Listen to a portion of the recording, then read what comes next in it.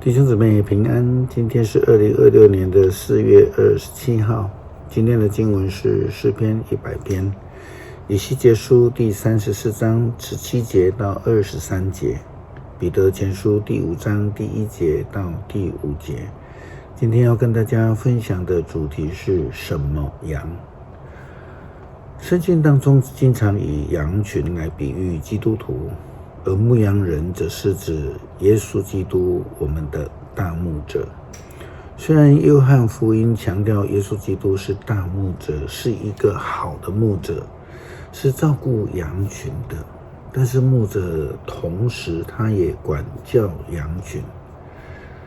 牧羊人同时也是最后的审判者，将来要将这个羊群分为绵羊、驯服的羊以及山羊、悖逆的羊。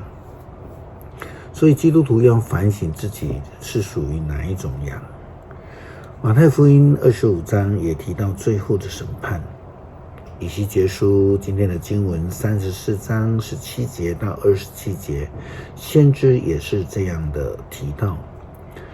至于我的羊群啊，我至高的上主告诉你们，我要把绵羊和山羊，好的和坏的分开，个别审判你们。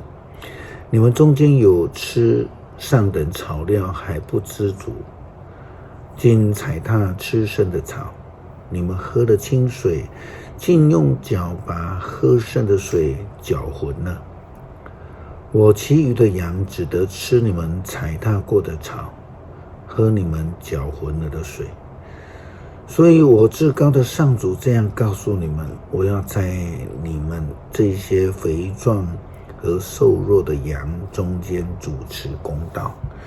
你们用肩膀排挤，用脚抵虚弱的，把他们赶散到各地。但是我要抢救我的羊，不让他们再被虐待。我要把好的坏的分开，个别审判我的羊。我要赐给他们一个像我仆人大卫那样的君王，做他们的牧者，牧养他们。彼得劝勉初代教会的基督徒必须学习谦卑，因为骄傲不是上帝所喜悦的。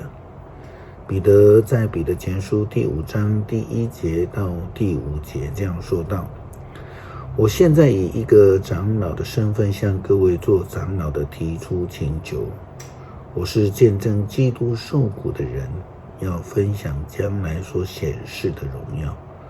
我请求你们要牧养上帝所托付你们的羊群，甘心乐意地按照上帝的旨意照顾他们，不是出于勉强，不是为酬报而工作，而是自动自发的侍奉。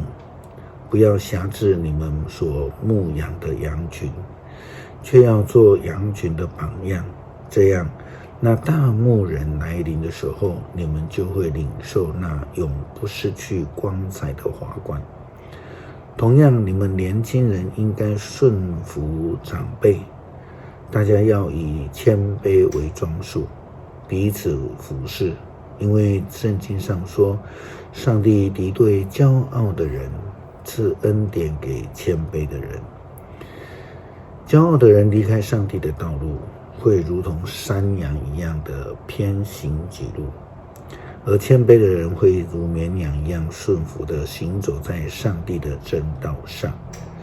诗篇100篇，普天下要向上主欢呼，要欢欢喜喜的敬拜他，要唱赞美的诗歌到他面前，要知道上主是上帝，他创造了我们，我们属于他，我们是他的子民，是他牧养的羊群。要以感谢进入他的圣殿，要以颂赞进入他的圣所，要感谢他，颂赞他。上主至善，他的慈爱永恒，他的信实万代长存。求主帮助我们学习如同绵羊一样的驯服、谦卑，听从教导以及引领，使我们能够走在牧羊人所带领的正道上。祷告奉主耶稣基督圣名求，阿们。